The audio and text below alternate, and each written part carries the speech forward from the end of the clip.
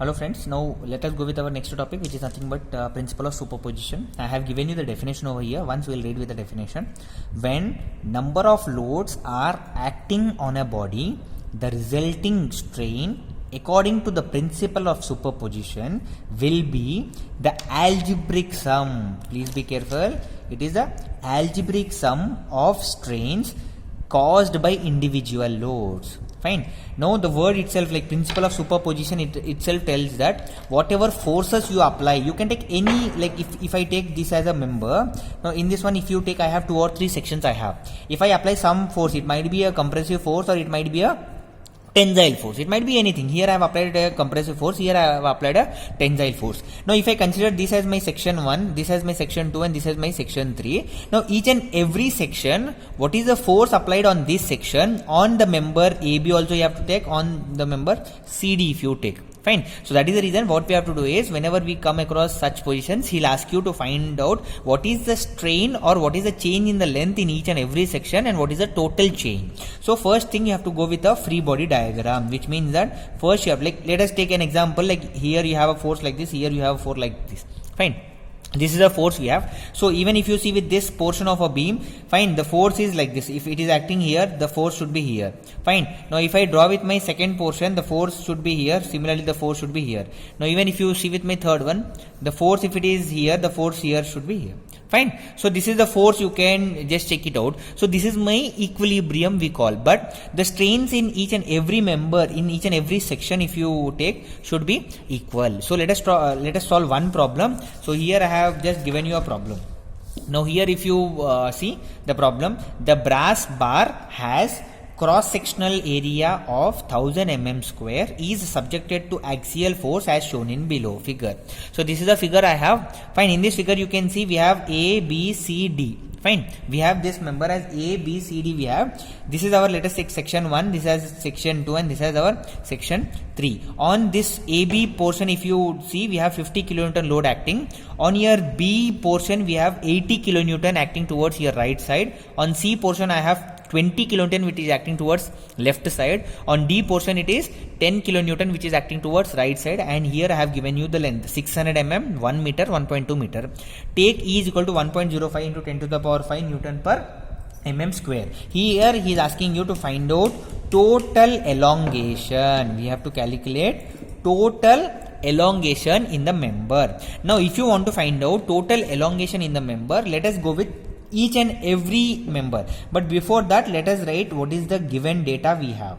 Now if you see with the given data, area already he has given it as 1000 mm square. Now next one, if you see here he has given E is equal to 1.05 into 10 to the power 5 Newton per mm square. Similarly, even if you see here he has given let DL is equal to total elongation. We have to find this only. We have to find this one. Now, before starting with this problem, let us draw the free body diagram. So here, please see how I am drawing the free body diagram. So let us take first portion.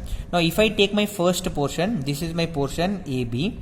But on the portion, if you see AB, this is my 50 kilonewton load. Yes or no? So tensile, it is going to apply here.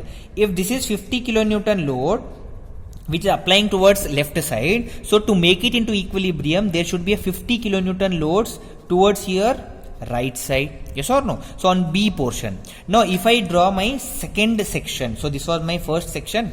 Now if I draw my second section, on the second section, if you see here, what is the total load we have? We have 80 kilonewton load. Yes or no? On my like portion B, if you see, there is 80 kilonewton load which is going towards right side, but if you see here, already 50 kilonewton load it is going towards right. Yes, then what is the remaining we have? We have 30 kilonewton load. Now if you take here it as 30 kilonewton load, let us take an example. If you take here it as 30, then to make it into equilibrium, here also you should have 30 kilonewton load. But do we have 30 kilonewton load on your portion C? This was your portion C, this was your B. So on your portion C, if you see, we have only 20 kilonewton load. So it tells that here you have to apply 20 kilonewton load, and here you have to apply again 20 kilonewton load to make it into equilibrium. But if you see with the third portion, now in the third portion if you take, why? Because here if you see this, you should not take. I will take only 20, I will take 50 and 20, so total it is 70. So still if you see, I have 10 kilonewton load which is pending, so I can apply that 10 kilonewton load. But here again I will take same portion as portion B.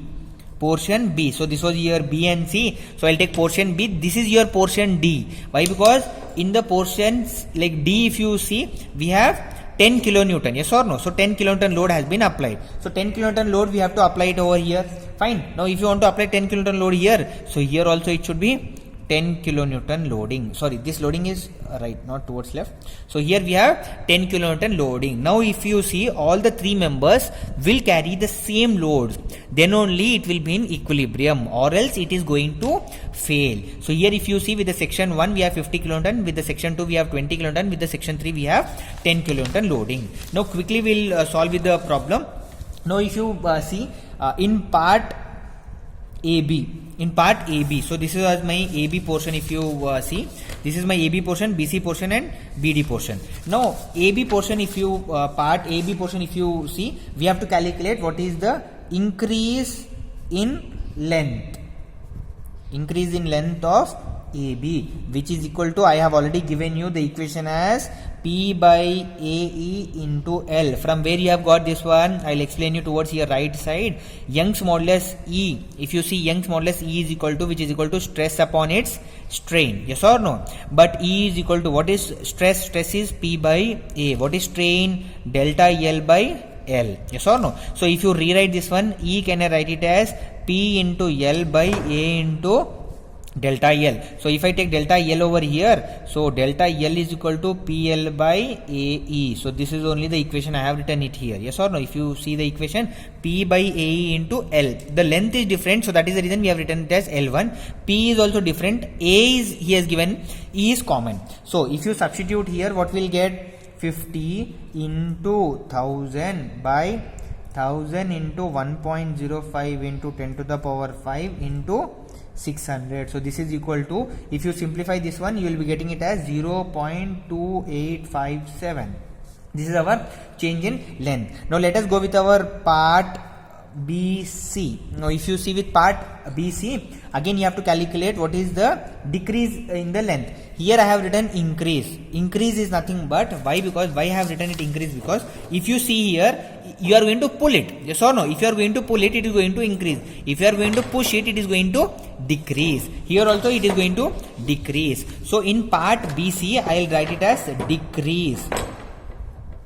Decrease in length BC. Now if you see, again we have an equation as P2 by AE into L2. Now if you simplify this one, this is 20,000 by 1000 into 1.05 into 10 to the power 5 into 1000. So here I will be getting it as 0.1904. So this is my decrease in its length. Now third portion, if you take, what is our third portion? We have portion, like we have part B, we will be getting now D, BD, part BD we will get, or not part BC. BC is over. Now we have part BD. Here you can see the loading it as 10.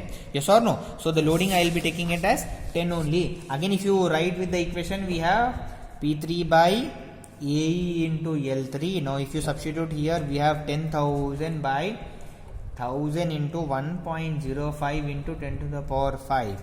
So if you substitute here, you will be getting it as 2200. Yes or no? Now from here also, even if you take, we will be getting 0.2095. So this is my part D. Now we have to calculate total elongation. Now if you want to calculate total elongation, as I said you, if it is increase, then it will be plus. Here also it is decrease, not increase. Why? Because here you can just see with my diagram, with the free body diagram, if you see, if you are going to apply a force like this, which means that you are going to pull it, tensile force if you have, then the length is going to increase. If you are going to push, the length is going to decrease. So in this portion it is going to increase, in this portion it is going to decrease, here also it is going to decrease.